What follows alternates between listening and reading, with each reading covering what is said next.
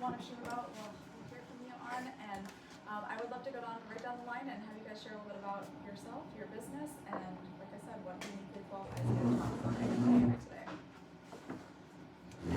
Start here. All right. So I'm Bill Jones. I own a little computer development company called Three Labs Technologies, and we do websites, apps, all that.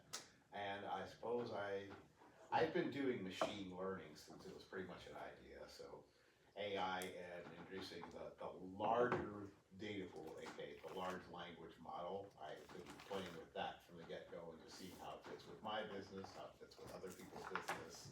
I do a lot of work with the APIs on the back end, not so much sitting and chatting with ChatGPT. That's my take on it. Awesome. Okay, my name is Barak. I'm doing local marketing. I've been using, like Bill, I also started early because I have a degree in computer science. So I programmed AI in 2002, 2003, something like that. I built programs in the computer. However, it is changed. And what I mostly do is I use it practically for businesses. So I build AI tools for businesses.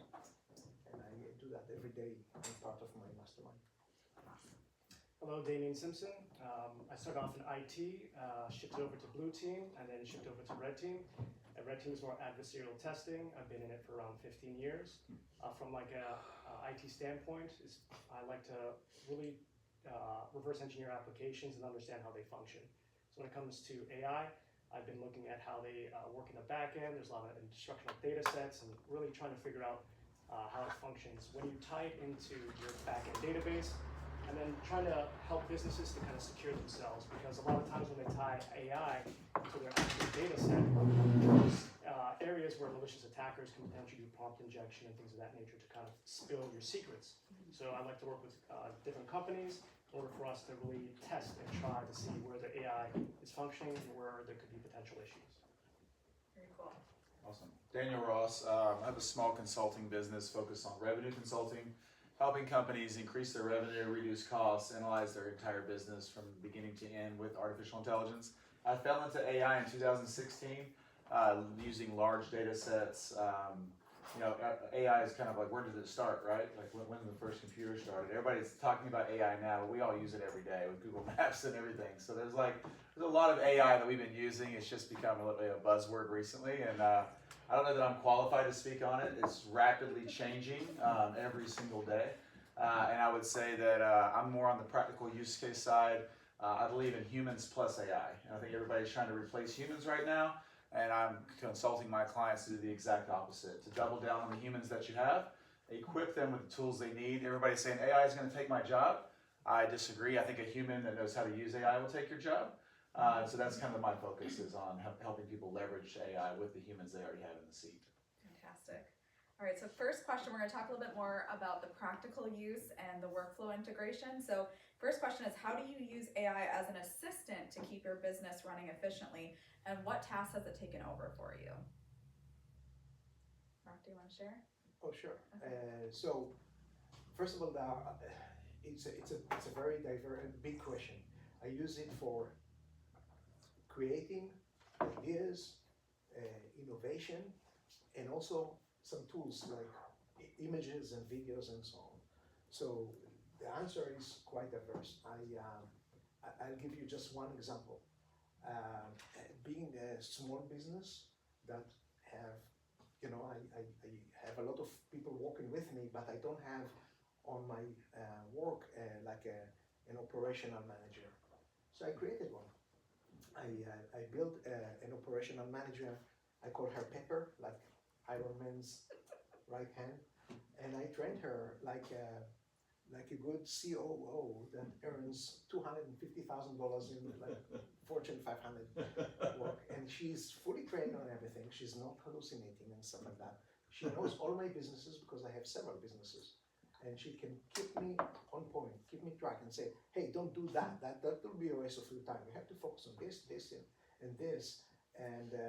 And she can be sassy. She doesn't necessarily agrees with me and stuff like that. So this is just an example of productivity, and I do that for every part of my life, both my business and some personals. I can basically create an assistant that helps me plan family vacations, and it consists of a council of different people that are trained on different aspects of that trip. So I'm just giving you some examples of this is like an advisor. I can create images, I can create videos. I saved a lot of my expenses on different people I outsource the work for because I know how to use it correctly. And it's hard for me to answer just such a big question, but I guess that later on you'll open for questions and then people ask specific ones. Yes, exactly. So love that. I think everybody needs a pepper. Love it. Anyone else want to share about that Sure. one? I mean, Yeah. I in my own business, I use it in a much more as a tool more than actual assistant and all that. So as a website developer and app developer and all that, I use Microsoft Copilot just to sit there and kind of double check that it forms my first line of QA, if you will. Just, well, this doesn't make sense. This won't work. Oh, you're right. I use it for a lot of that. I also use it with website stuff. Of just, I need an idea for a website for a landscaping company, and I get, okay, here's some templates, and then I still have to go do the work of actually building it out. But I've got, this is what it could look like. I use it for tools like that. I use it sometimes for voice work. I used to be a voice actor, but I can't do all of that too. So, but I know how to write the scripts for it. So I give you the script, you say it. It's neat stuff. That's how I use it every day. I like to use like Claude Code for a lot of the application development. I'm also working on with Gemini. There's like a new kind of transition to coding. You can kind of use like an agent-based coding where you can have it assist you with application development. I know for me, it helps kind of speed things up. An example is like I'm working on like a front-end application for my customers, so that when me and my team are doing our tests, they can actually have a visibility into and insight into what we're doing in regards to testing. So using Claude Code actually helps where you initially tell it, you develop a plan, you tell it the type of, since I understand like a lot of the IT backend infrastructure, I told it I wanted to use like an example, a Mongo database for the backend. And it goes ahead and creates that connection. So I'd like to use it for putting a lot of the applications together and then validating that it's actually functioning. So like more functional testing with the application development. Another way that I will use it as well is to have it pull a lot of information of new news articles or news that's happening on a daily basis. So I'm more up to date on a lot of the security things that are happening. That really helps to tap into it. You can actually, an example is you can tell Gemini each day, at 8 a.m., I have one at like 8 a.m. I say, tell me what happened previously and all the security things that have come up from yesterday, as well as give me a summarization. It will go ahead and notify me at like 9 a.m.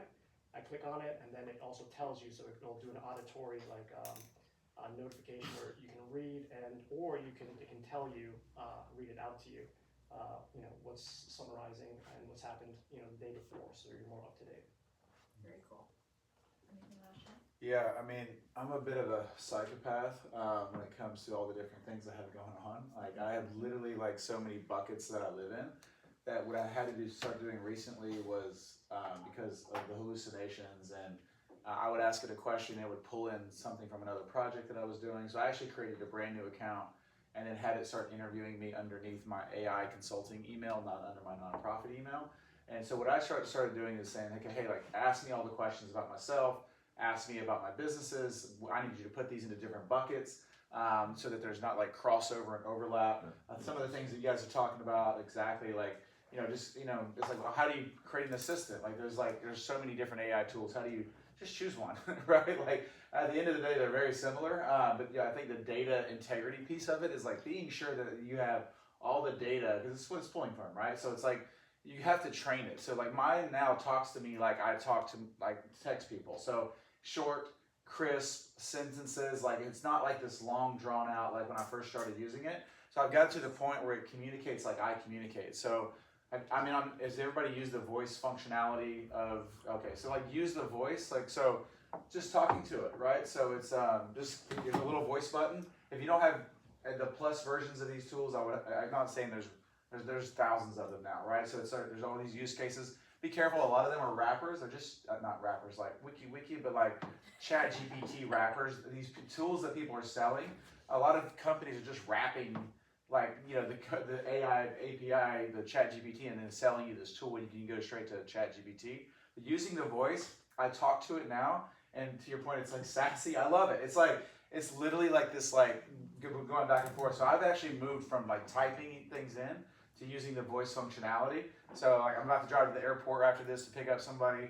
I could be on the way to the airport, clicking voice, talking to it. But I literally had it interview me, and I put all my data into the tool, kind of analyzing everything I have got going on, and then letting it get to know you, so that you know kind of like even when how I write. And we're just simply talking about ChatGPT or like something like Gemini or Claude or some of these tools right now. So AI is a very, very, very big umbrella, right? We're talking about a very small little. Most people think AI, they think ChatGPT. ChatGPT does not equal AI, right? It's just like it's a functionality inside the larger umbrella. So for me personally, like it's in my whole life. But I will say, I have an actual assistant that I work with mostly. So like I've not seen to the point where it's like taking tasks and like really running with stuff and all of that. There's a lot of people that AI agents is a big buzzword right now, but I'm not sold 100% on AI agents right now, unless it's like for very specific use cases, especially on the coding, the database stuff, all of that. When it comes to like managing my calendar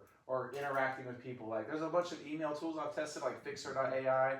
They'll write drafts to your email. There's a ton of tools right now that you can plug into your email system. I'm just not sold on the robots are taking over yet. I'm still kind of on that, like, the humans got to be in the mix. So that's kind of where I'm at. It's like making sure it interviews you to get to know you first and foremost. Wonderful. And I think that brings us to the next question, which is, Could I add in? I really identify with your use of it. I use ChatGPT, and I have instructed it to be my Jungian psychotherapist, and it keeps me mentally healthy, or more mentally healthy. And I use it every day, and I use the voice so that we're constantly visiting back and forth. And it's been a huge improvement for me. That's awesome. thank you. With so many AI systems available, how do you determine which one to use and for which specific need? Does anybody have a favorite or a go-to, or ones you use for certain things and not for others? I know for me, I use more Claude Code for coding, and then for a lot of my, I use Gemini as well for like the workspace, because it's workspace integration that they have for your business. And so it can kind of tap into a lot of like your data sets and things like that, and you can query it. So I feel like a lot of these different kinds of models, they do have specific things that they're good at and things that they're not good at. And the only way to really find that out is to test it and verify. So that's kind of like my thought of always test and then verify. All right. Anyone else? Any thoughts on that? So you could actually use your dominant AI service to tell you which additional service would be best for your activity. Well, yeah, you could do that, but there might be some bias though, you know? One So might you be have wrong. to say you have A to little bit of bias. Yeah, a little bit of bias in it, but yeah, it's pretty interesting just understanding and looking at some of the metrics that they have, especially for coding, because I do a lot of like reading through code, understanding from like security standpoint. They do have metrics that will say one is better than the other for specific tasks. And I usually take that into account when I'm really diving in and trying to figure out which one I want to use. I would think that the people on this side of the table are probably not thinking of the simple and easy numerous ways in which they could enhance their life by just using one of them. Yeah, it speeds things up substantially. I'll say I had a project that I had kind of timelined out. It was going to take around 6 months, and this is when a lot of the coding agents were first coming out. After doing a lot of testing with it, I was able to get it finished within 2 weeks. So it definitely does speed things up, especially when you know exactly what you want to build. I think the biggest issue that a lot of people have when they're building things with a lot of the AI is that you have to have a vision for what you want, but then you also need to understand from a technical standpoint how it's created. So if you tell it to build a website without any words in it or any detail, it'll just be a bland website. But if you, yeah, exactly. So, but if you dive a little deeper and you talk to people who do like HTML coding, they'll say, oh, we like this specific framework, or we like this, and you add those words into what you're prompting, then it will create something that's a lot more robust as opposed to more generic. Wonderful. Yeah, I can chime in on different models. So first of all, like Damien said, it depends what you want to do. So for coding, for example, you can choose, Damien likes to use Claude, and I like Claude as well, but I'm not coding so much. You know, some people that code like Grok, some like DeepSeek. You know, there are different models for different things.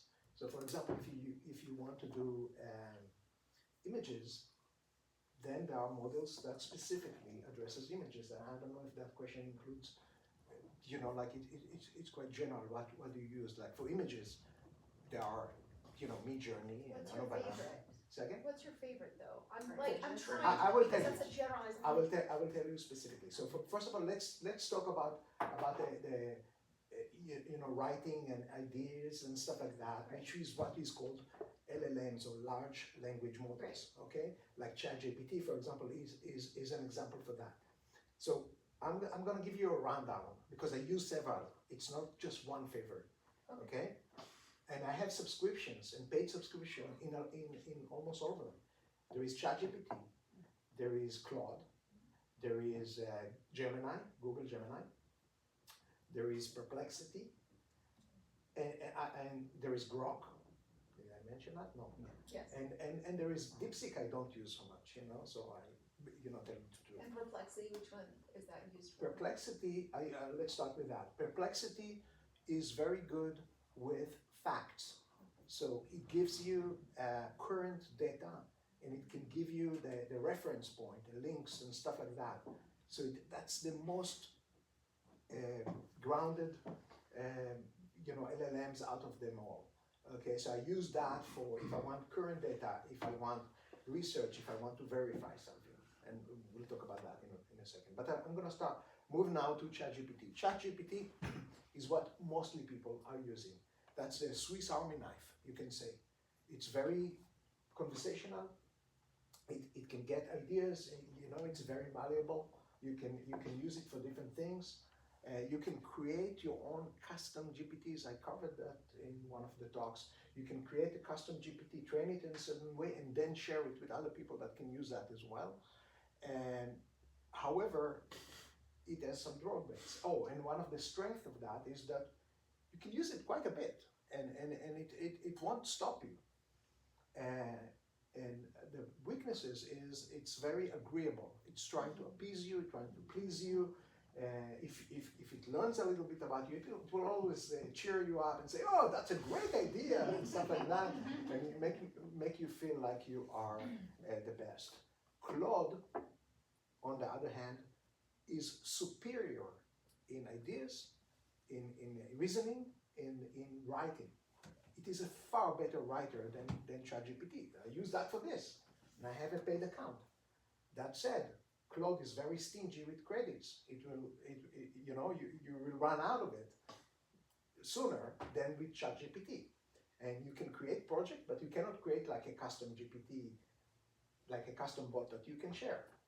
So I use Claude quite a bit for writing. If I want something writing, it's gonna be a lot clearer, a lot more coherent, and very good writing. So I use that for this. Grok is your friend that will tell you that in the face. It will not try to please you. And Claude is a lot better than kind of like telling you you know what it is, not trying necessarily to please you, but Grok is taking it to another level. It will be punchy and will basically cover some things that others may not. And it will tell you things in a very blunt way, and it has no restrictions.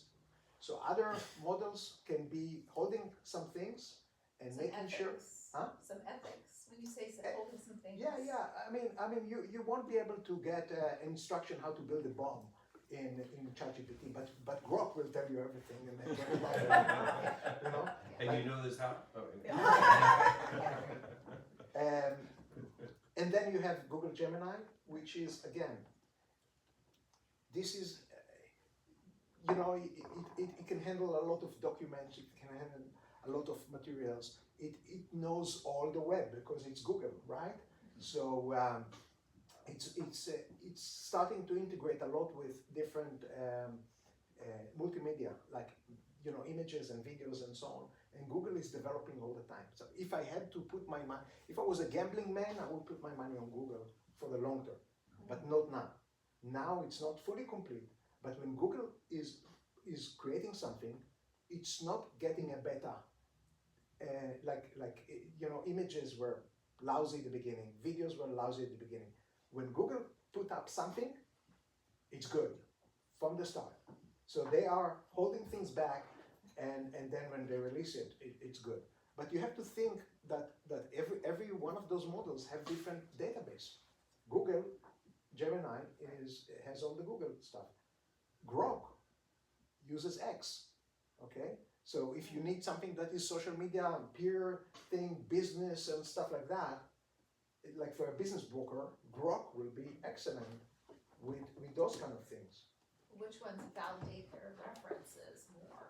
Second, Validating their references. so that's Perplexity. So if I had to, if I want to do current research for something specifically, or know some, like the latest, I don't know, rates from this or that, or, things that are changing all the time, Perplexity is better than that. But that's the only thing I personally use. I'm dying to know why your eyes are rolling. I'm not rolling my eyes. About the. It's an extraordinarily complicated Yeah. question. It really is, because there are so many available tools, and it's going to so much depend on what you're going to do with it and what you're trying to get out of, say, as far as things like verifying your sources. OpenAI's platform, ChatGPT, is very, very quiet about where it sources its information from. It doesn't like to tell you. Gemini's a little better. Grok is great at saying, well, I cited this, this, and this to get that. So then you can actually, because yes, some of them verify their sources. It's all automated and it's all pattern recognition when it comes down to it. So the final say to that's going to be you. That's kind of how I use most of these tools, is give me an idea for. Now I'm going to go research, I didn't think to go look there for this. Now I know where to go look for that. And then I'm going to work with that from that point on. So, like me, as you said, I use very specific tools for very specific needs. I use Copilot and Claude for both generating and then auditing my own code. I use Stable Diffusion is its nice big fat name. I use that one for image generation. You said Stable Diffusion. Yep. Thank you. I use Stable Diffusion also does some of my voice work. There's also one called Voice AI that's not too bad for that. Stable Diffusion is kind of my go-to for just like, give me a look and feel of this. And all I want is a picture of the website. I can then use my other tools to actually generate code for that. But But you're staying away from Google again. well, it's going to come up later Yeah, in this, okay. and then I'll explain why. And I'm just eager to get to leave in 15 minutes. Oh. Okay. That's just me though, don't worry. I think this is something that has come up in this group a lot. So have you experimented with AI receptionists or automated customer service tools, and what has that experience been like? Anybody? I built some AI receptionists. We can even test it out. AI receptionists are advancing all the time. The problem that it's solving is that you cannot answer all the calls, and different businesses miss calls in a different rate. Like home services can miss about 60% of the calls in a lot of cases. Dentists on average miss 38%, and they have a full-time front desk. It depends on the business. I actually, yesterday night, was analyzing a client of mine because I have all the calls and all the missed calls. The system actually, and it gets about 20-25% every month of the calls being missed. So AI receptionist has gone a long way. It can answer in a very human-like. You don't try to imitate human, and I advise saying that this is AI, but it can forward the calls on certain cases to the owner. It can text the person like the driving instructions, or this is a list of our services, or whatever you want. It can book an appointment.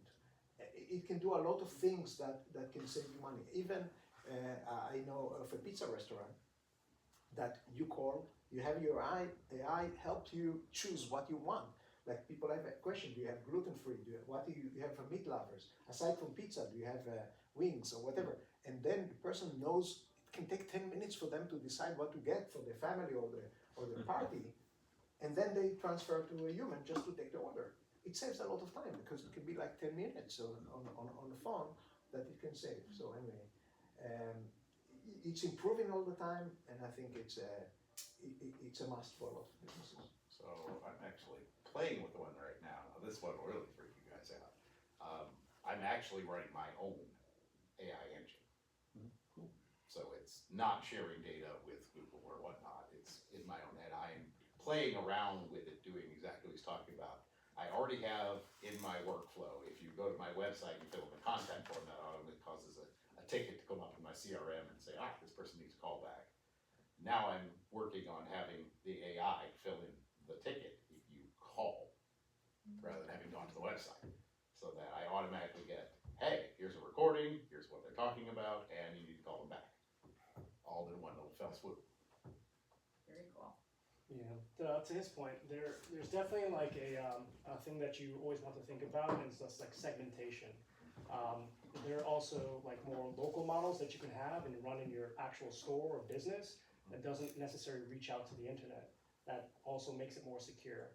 I've been looking into like the new protocols that they're starting to implement for how agents, it's called agent-to-agent protocol, which essentially is a new method where agents will communicate with other agents, and there's a specific structure to how they communicate back and forth. So I think we're kind of moving in a progression where not only are agents going to be doing things on behalf of humans, but then they're also looking into payment systems where these agents can now make payments on your behalf. So we're kind of moving in that kind of trajectory where it's more of an automated fashion where these agents can now take autonomy for the things that you need or are looking for. Very cool.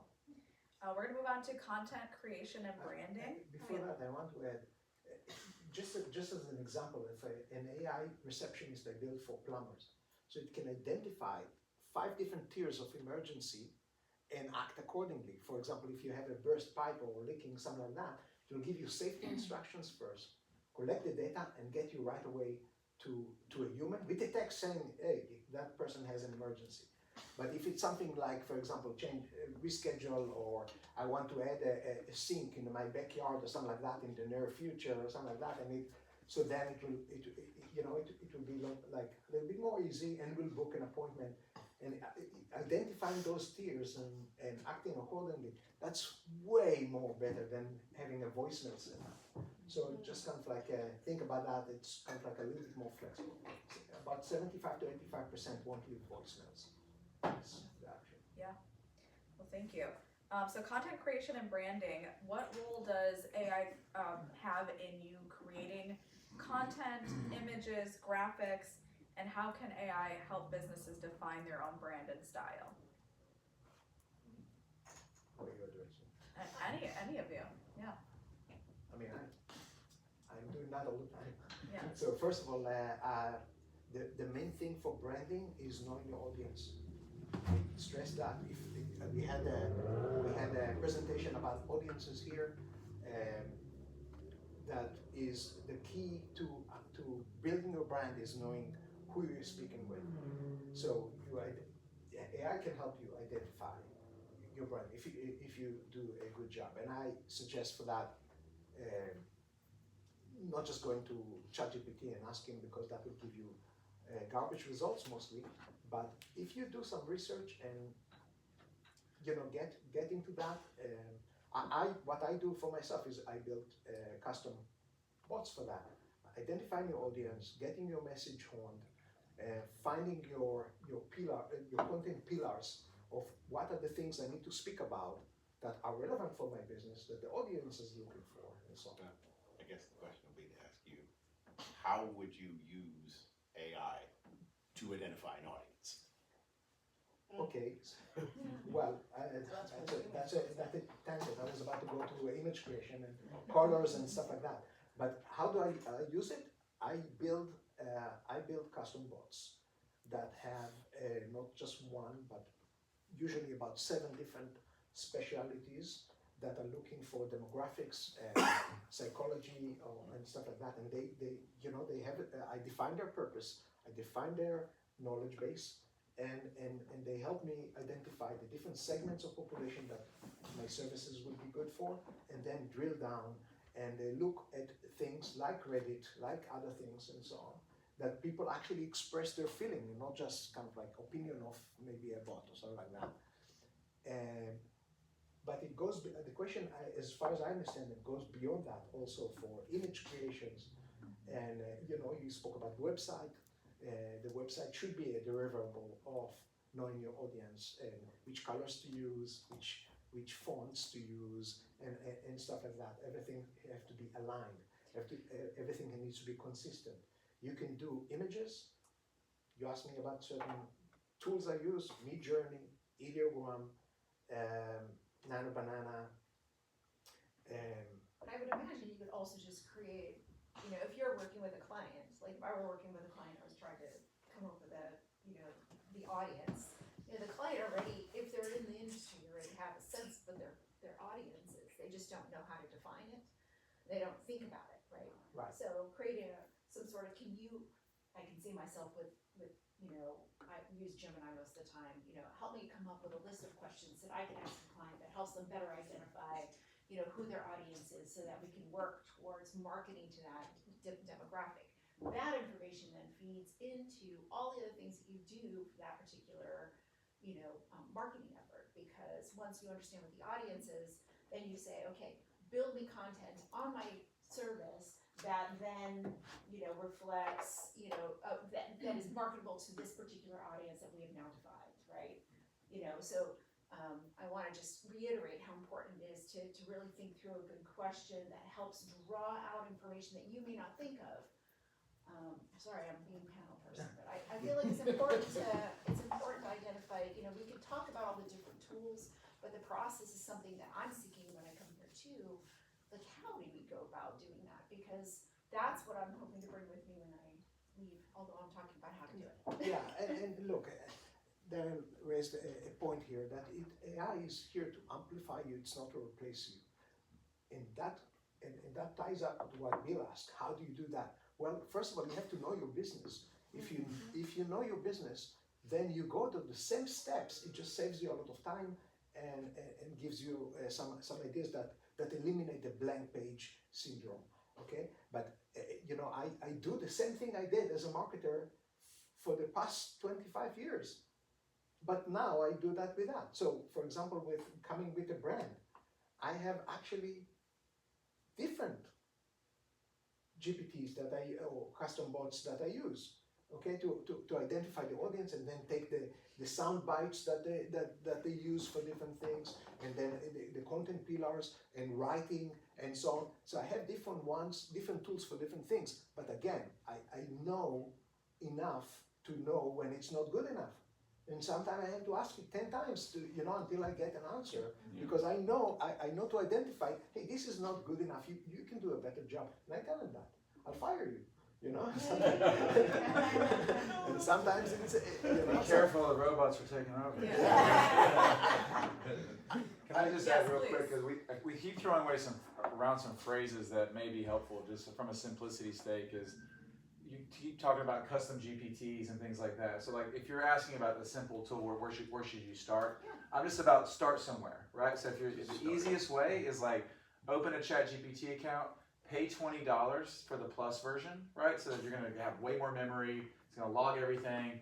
It's like what, 4 coffees, right, per month. So pay the $20, it's well worth it. I have multiple $20 subscriptions, as I mentioned, like for different use cases. And then go in, and you click GPTs at the top, and a GPT is like you're training like your own little bot, right? It's like the best way to put it. It's like, and you can just train it. Say, what do you want this to be about? I took, for example, I work for a nonprofit full-time and I do consulting on the side. I took all of our documentation of every grant that we've ever done, everything that we've ever done, mission, vision, values, website, and fed it into this and said, look, I want you to be my grant writer. Joe Chica, who's not here today, is a retired 71-year-old IBM guy, works on my team as a volunteer, doesn't know anything about grants, doesn't know anything about nonprofit stuff. He's just like, I want to help you do what you're doing. This is awesome. We built this GPT together, and now he's a grant expert because he just like, the grant does the writing for you. Now he has to check it, but he can put the grant applications he's getting right in there. Bam, it fills it out. Now check your information, right? Because like, how many newspaper articles have you seen now? It's like, thank you for, you know, like, would you like me to refine this even further? People are copying, pasting stuff right into it. But that's an easy way to start because I think the custom GPTs he's referring to, you can train a GPT on just about anything. Let me say the other side of that is I don't trust these models yet at all, period. I took all my personal finances and put them in there as a custom GPT. Can't do math, right? So we got a long way to go, guys. I'll just tell you that. So the trust that we have in these tools, the outputs that we're getting, like, ChatGPT can't even do basic math. Like I can take a spreadsheet, drop it in, and the numbers will be off. And I'll be like, this is wrong. Oh yeah, I missed this. Oh, this is still wrong. You're like, and it's so confident, like you were saying, like, and So why start with but different ChatGPT? models Why will- not start with Gemini? Yeah, I'll say this much. The reason why it's getting everything wrong is because it's not actually tied into doing mathematics, right? A lot of these LLMs are actually, when Deep they're created, it's a snapshot in time. So when you think about it, the memory that it has, unless it goes out to the internet and pulls new information, is just going to be that. The biggest issue that a lot of people run into is there's a thing called a context window. It's the amount of memory that these LLMs will have. So when you feed it too much information, that's when it starts to hallucinate. So when you really want to get something down to the nuts and bolts of something, try to comprise it and get the smallest amount of information, the smallest amount of data that you want to feed into it. Because when you feed it too much data, then it overflows and it bypasses the context window, and that's when you get into a lot of the hallucinations. So can't you at the same time, if you have that complex, you can figure the lineal progression of what you're asking it and just ask it in chunks? Yes, exactly. That's to your point. That's exactly what you do. So when you start to see your LLM kind of go haywire, create a new chat window, and then from there kind of ask it to give a summary where it currently was, and then you feed it into the new one, and now it's a brand new context window, and so it will have it'll have what it previously knew, but it won't overflow the context window, and you can continue to have a better agent. Because what I like to do, this is getting more like technical stuff, but when I build a lot of my LLMs, I'll make sub-agents with different memory stacks. So when they are doing the requests, they're not going to be overflown because they'll send it over to another agent once that happens. Well, the part that I found helped me a lot was one, not to ask it to be flatterious, to flatter me in everything that I do. The second one was that I had it state at the end of each of its comments its percentage of accuracy. And Exactly. that helped me a lot. Yep. To know where to say, okay, I can rely on this reasonably well. We need to go back and find more detail here. The So at the end challenge, of each challenge one- with some of that though is like, how many of you guys can know what's ChatGPT written? Does anybody know? There's a telltale. What is it? What's the Is it, question? is it icons? Because I'm seeing icons. It's not on your icons. screen. Those dashes. It's called an M dash. I didn't even know what it was called. EM dash. It's like literally, I see social posts all day long. I'm kind of like, you can just tell everybody's like literally copying and pasting and not. So to your point about asking it to remember something, that's what I'm saying. I'm not sold on this stuff yet because it's like I can say no M dashes, please. I do that too. And literally, I've been fighting with it. I've cussed it at it. I've done everything you could possibly do because I'm really wanting to test this out. Because if I can't get it to do a simple memory log of saying don't use any M dashes in my writing, it consistently goes back and does that. So how can I trust it to say, you know, like the multiple agents and layers, and we're talking complexity at a level of customizing. I'm guessing you're building custom models, and there's like different layers of. There's a layer of complexity on this side of the table that you guys are probably never going to be sitting there doing APIs and custom models. Maybe you'll get there. It'll teach you how to do it. But my concern is like how, if I can tell everybody's writing with this stuff with ChatGPT anyway. I got a text message today. It's like full of M dashes, right? So I even tell people in my sales consulting world, like when I build out sales email sequences to reach out to large groups of people at one time, I misspell words in the system wrong. And literally, like these emails that I'm sending, and my clients always find them, and they go back and say, "Hey, you misspelled this word." I said, "I know." In a world of AI, you need to stand out as being human. Everything is so polished and so perfect right now. So I'm going back to your point, like even asking you to say the accuracy, don't flirt with me, or do you not flirt with me, but don't flatter me, don't stroke my ego. Guess what happens? 3 sentences later, it's back to stroking your ego. It's back to doing what the core model is doing. And then again, we're not talking about the custom, granular, specific GPT type stuff. We're talking about general use cases. So my concern there is that there's really like this reverting to this same type of output, and it's really frustrating because I'm like, I've tried everything, logged this to memory, I cleared my memory, no M dashes, and it's still consistently right. He'll say, "Okay, got it, dash." You know, I got it. I'm like, "Oh, it's like sarcastic too." So I do think that there's Well, I found that to be true. I have to remind it frequently. exactly, and So, it's, and if you yeah. build it We're gonna custom, do this. if you build custom instructions, sometimes my custom GPTs are not just prompt. It can be 100 pages of Yeah. instructions. Yeah. And I have an anti-AI module, okay, that I inject, and it's not just the M dashes. Now, first of all, the writing, I can go to Claude because Claude is a lot better and more polished writer, okay. But with the custom bots, I'm very strict with how it gets and it complies. Yeah. Okay. Now, with regards to keeping it contained, I forgot to mention that Notebook LM is great.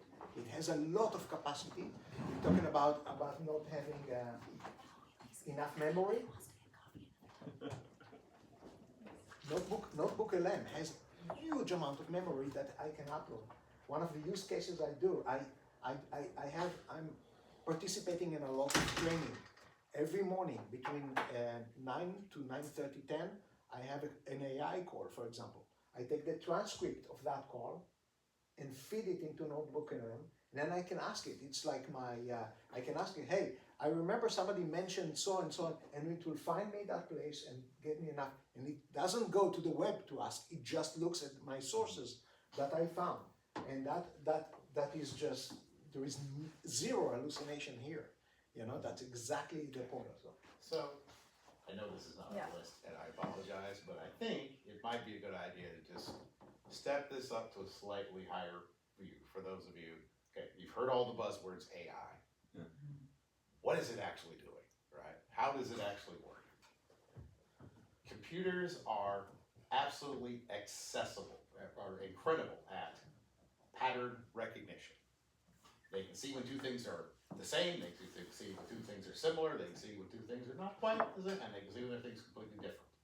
And all that is done to train a computer on AI is to feed it data and tell it what result you want. If you look at all of these things, you look at 3 million pictures, and I'm going to show you 1,000 of them that I know are in orange. And it will look at the 3 million pictures, and every time it gets it wrong, you say, "Nope, can't do that." Every time it gets it right, you say, "Great, that's what you want." And you just repeat a huge mass. That's why they call these large language models. It's billions of iterations like that. That's all it's actually doing. It's why it can't do math yet. It needs more training. DeepSeek. Okay. It's got Well, some of them can, some it depends how they were trained. That's it. If they have the to the point. If it's going to do math, it's going to tie into an MCP server. This is like a back-end Yeah. server that's not actually an LLM. An LLM is just a snapshot in time that's used for writing words. Well, so What does yeah. LM But- stand for? Large language model, and it Thank basically you. means large data set, large amount of stuff, a dictionary. I mean, it's all it's a huge bank of data. That's all it really is. Because the language 100%. doesn't actually matter. Exactly. The language can be art, pictures. The language can be math. The language can be every post on Reddit. It's whatever you feed it is what it's going to process from. It doesn't. Now, the biggest thing is, again, computers are fantastic at pattern recognition and absolutely awful at context. They can't make those mental leap of faith that we do. All they can say is, "This thing looks a lot like this thing," and you're searching for this one, which is somewhere in the middle, so I'm going to give you a little bit of each one. That's all it actually knows how to do. So keep that in mind whenever you're working with it. If it doesn't know what math is, it doesn't care. Yeah. It just knows that, well, it seems to be over here, a lot of people said this must be true. And therefore it tries to interpolate. Shouldn't you, as soon as you get that aha moment, get off of that machine? Don't let the machine know what your aha moment is and go actually execute with real people, day-to-day things that you need to do, because otherwise you're digging a deeper hole in this fantasy. Like I use ChatGPT. Mhm. I kind of know what I want the output to be. It comes back a lot of times with something more interesting. Mhm. And then I had a dinner last night with somebody, and the first thing I opened up my mouth and said, "Huh?" You know, because they had no clue this transformation and clarity that I had. Now, by the end of the evening, they were stating the same thing I was stating, but it did take me that whole time to bring the team up to date with what the clarity is. And that is literally what we do with that pattern recognition thing in the computer. We say, okay, no, you don't understand this yet. Okay, I'm gonna give you this. And I'm gonna say, But I this took- matches this. But I this, took this, the this time to matches this bring doesn't. them up to date. Yes. And that's why they'll be better than ChatGPT, because they'll be able to respond as somebody who cares what the hell I do, and not feeding all of this data back to San Francisco or Silicon Valley or, and so what I really wanna know is how do we bring it to Florida? Like something unique that's not listen, I grew up in New York, everything fed their media empire for years. We even had Nielsen down here showing what people were doing on and it just feeds like Amazon, and go invent a product and sell it on Amazon. As soon as it sells, somebody grabs it and they make something bigger Well, and that brings better. us to our next section Yeah, here, go which is ahead. about the risks of feeding these tools information, whether it be proprietary information or our thoughts or memories or whatever we're feeding to them. What are the risks of that, and how do we mitigate them? Well, yeah, I'd love to speak to that, just unfortunately now, well, it's not here, but, so bear in mind, you're doing it all the time with ChatGPT. When you create your own agent in there, your own GPT, you are telling it, I want you to have this information. Strongly suggest you read the terms of every single one of these, because they all say any information you give them belongs to them, especially Google. Google's big box in terms of service are any data that you give Google, Google can use however they please. That means if you put their little agent on your website, which we all use called Google Analytics, Google will scrape your website, Google will use that data as Google pleases. That's how that works. If you say anything to Gemini, Google will use that data how they please. And what Google specifically is actually doing is Google is feeding it over their data center in Boardman, Idaho. And the data center in Boardman, Idaho runs a great platform called DoubleClick, the largest advertising platform in the world by a large margin. So every question you ask Gemini is being used to analyze what things you're interested in buying. But you what still have angles to add. copyrights and trademark. I mean, The bots don't care. Google doesn't care. Bots don't care. Well, you still have Bots the don't know laws how of to- the land. what's that?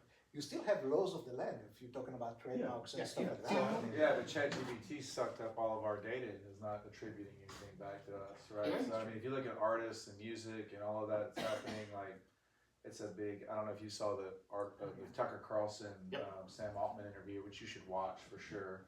I mean, he kind of held him to the fire a little bit on that, and I mean, I'm not a Tucker Carlson fan. I just happened to watch the interview.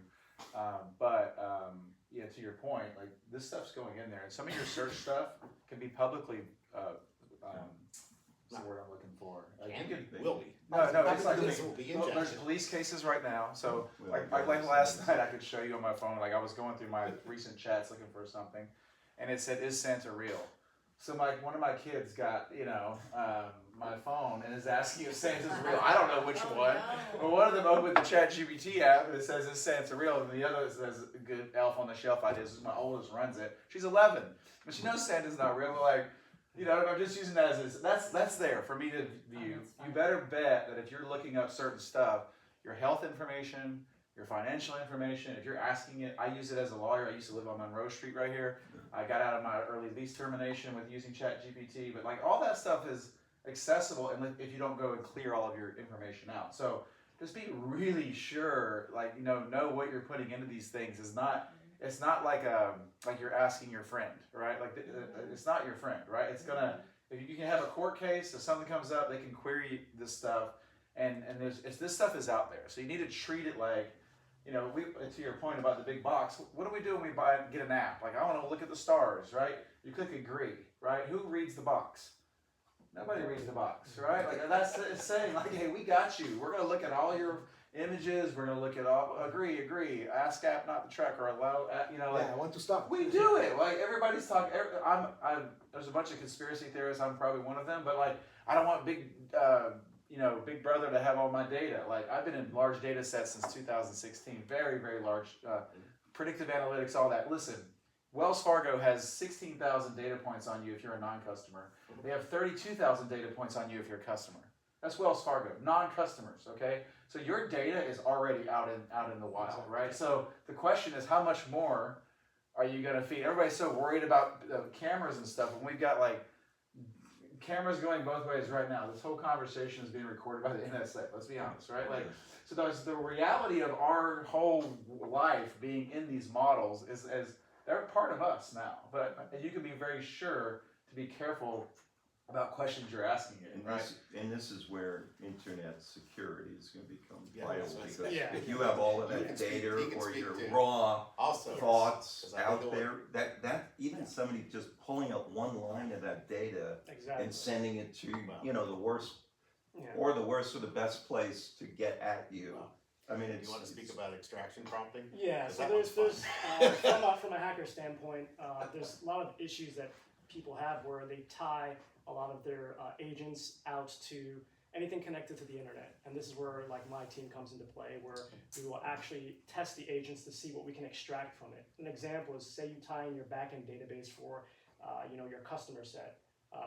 Bad guys on the internet can scour the internet, and if it's open on the internet, they'll be able to talk to that agent. So what they can potentially do is overload the system or prompt inject it, where now it's no longer doing the things that you told it to do. It's now doing what they want to do.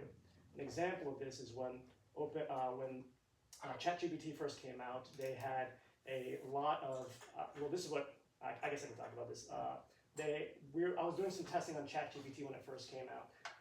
I was able to override the system to have it actually use the computer on the back end that's used for the agent itself. So the problem you run into is anytime you tie anything on the internet to an agent, there's the potential for a bad guy, a malicious attacker, to access it or override it or cause it to do things it's not supposed to do, unless you have set specific parameter sets and you actually take the time to secure that agent.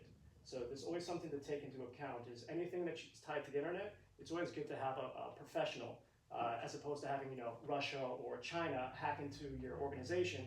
We have people who the profession, like my team at Attack Vector. We go ahead and test your agents, we test your websites, we test any of your infrastructure that's out on the internet to see what a bad guy potentially do, and so then we go in, work with your team to get those holes plugged up. And I want to chime in on that. First of all, I would not put my personal information like that. I won't put my bank account or something like that into ChatGPT. ChatGPT and Anthropic, OpenAI and Anthropic have an option for you to opt out. Gemini doesn't, for example. However, I will not put that information. When I use CRMs for my client, I have two types. I have one for regular people, and I have a HIPAA certification myself. I work with medical professionals, so I have another CRM that is encrypted. That information will not be connected and leak out like that. It's like totally secure. I mean, there are different ways. However, I want to address that point from a marketing viewpoint, because that's what I do. And you raise a point, Gil, about feeding it some aha moment, you called it, and then it's out there, but you also afterwards said you're putting up an innovative product on Amazon, and then somebody copies it. And you have to realize people will copy, and it's part of life, and it's part of the market. You just have to do better. You cannot really promote yourself on anything, service, product, or something like that, if you are promoting it, But you somebody have will know about that. You have gadget. to be ready to monetize it if you share something. Correct, but that's- it's not like you're putting it and it's just ChatGPT is gonna tell everybody, right? No, and sometimes what you created makes zero sense to anybody else, which is probably good. But you have to, the secret is this, like barely there is any secret, but you may have a trademark that nobody else has, or a trade secret that nobody else has. If you're not able to monetize that, I wouldn't send it out because you just basically cut and paste. You can take years of. So let me, continue what I'm saying. Let's say you have that idea, but this is like a very far-fetched idea. If somebody is very persistent and very good with extracting, the ideas from AI, and again, not every model is good for that. For example, Grok is a lot better in radical ideas. I mean, for example, you can build a business model. ChatGPT will take you to about 250,000 a year, kind of like thinking. Yeah. But if you say, hey, I want to make it $1 billion a year business, Grok is kind of like a little bit more extreme with that, and so on. So, but most people will not know how to extract those ideas out of their AI model and stuff like that. So I think that, my mentality is more like, like abundance mentality, like, hey, you just have to do a little bit better job because somebody will know about that eventually. So just get your stuff faster and better, and it's not like you're telling it a secret and it's gonna now tell everybody that is in your profession. Yeah, there's also another, this is more like open source and more closed, to build your own like local LLM. An example is like I have like NVIDIA Spark. They just released it as like a workstation that you can have, and you can put it in your house or wherever have you, and you can install like local LLMs on there. And then from there, I type into my own database at my house.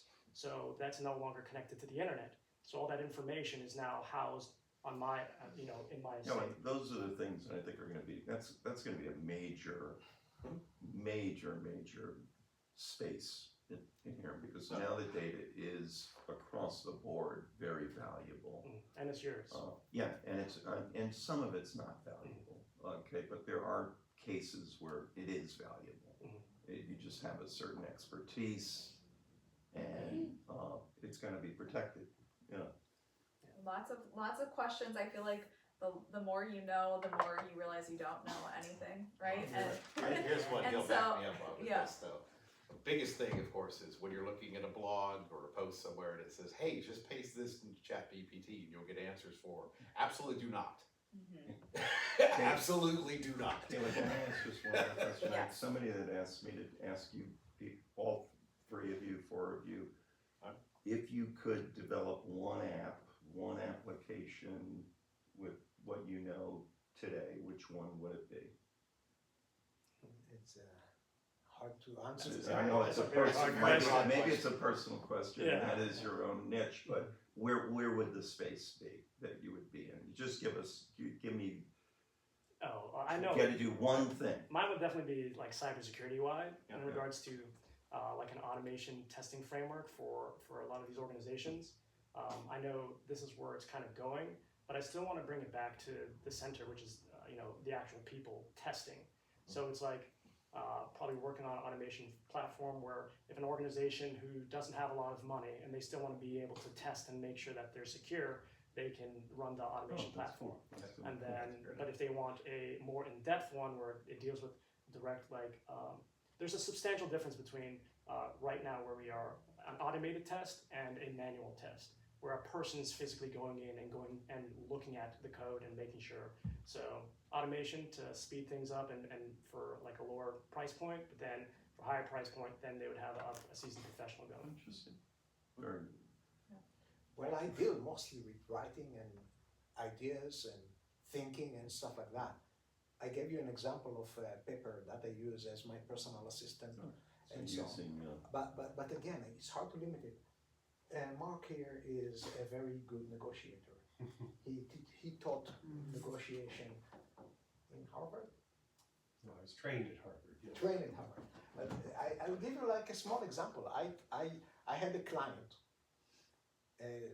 for 7 years. His son convinced him to move to a competitor, and after less than a year, he came back and said, like, I need you back. Yeah. But he wanted to negotiate. He's a New Jersey guy. Wanted to negotiate with me very low, anchoring to very low prices, and it's like I know that I don't stand a chance because I'm a very outgoing guy. I know that I worked for him for less than what I should have and stuff like that, and he's a ruthless negotiator. I created on Claude, not on ChatGPT, for heaven's sake. I created on Claude a project that is a negotiating team with Chris Voss and Ben Herman. Several of the best of the top 5 negotiation experts, and it is trained on all their models and all their teaching. And I fed him all the data of that and asked for advice. And they said, okay, he's trying to do this, this, this, and this. You have to take and frame it totally different on that. Anyway, long story short, he worked with me on a certain agreement. He wanted to do a lot more, but pay less. And I managed to stick my ground, and he agreed to it. And yes, there was some give and take. However, not to the level that I would do by myself. And he agreed with me, it was a big win. But that's just an example of how you use it. I cannot really say, okay, I'll use it only for the assistant, because I can have so many more things, like writing Facebook posts or creating images, or even creating videos and cloning myself instead of me having to record videos. Those things are limitless. So why limit it to one app? But I mean, you mentioned negotiation. I mentioned that as just an example of something that we did not really cover. And it's good to negotiate if you know your own value. So, And again, Claude, being a superior writer, can give you the emails that will be communicating that a lot better than ChatGPT, for example. Bill, Can I ask a question? hold on 1 second. Yeah, Okay, well, I was just Bill's gonna say, finished. I mean, you asked the one app, I can tell you, I can't, honestly, because I enjoy the fact that my business spans anything from medium to large business, doing integration platforms, to building a small business website, to going out there and installing a point of sale. And I enjoy the continuous varied challenges. So I would have a really hard time just focusing on, we're just gonna do this one thing. To be honest, but that's me. Jacqueline, did you have a question? Earlier you were talking about building GPTs. I heavily use AI. I'm a human and I sell from my soul, and I can get emotional. So sometimes I need it to help me, because I deal with the public. Yes. But I have a ton of projects, and I just wanted to ask. Is it better to use projects, or is it better to build GPTs? Is there a difference? There is a huge difference. Okay, First please of all, help me where understand. you're talking about ChatGPT? Yeah, I have a lot of projects that remember, all my notes in those projects. I keep going back to those projects. Are great. I love projects. So just to Okay, just to explain to everybody what the difference is. please. Custom GPTs, you build a certain bot, you train it in a certain way, and it's a lot more complex than just telling it what to do. There are ways to do that, and I mentioned I have instructions that go about 100 pages of instructions with the purpose and the identity and the purpose and the guideline and the process to do and examples. And models to use. It can be very diversified. However, every time you start a chat, it's new. Project on the other hand, you basically have an environment where it remembers. Like for example, if I use Pepper and I start a new week and tell her, hey Pepper, good morning. This is Monday morning. I want a weekly plan and a plan for today. So then she remembers. This is a new chat, but she remembers everything that went on. And if I tell her, look, you know, this client, that's what it does. I won't have to remind you next time. Whereas with custom GPT, you can. You will not be able to do that. Now, custom GPTs are good if you want to share it with other people. Project until recently less than that, but now you can.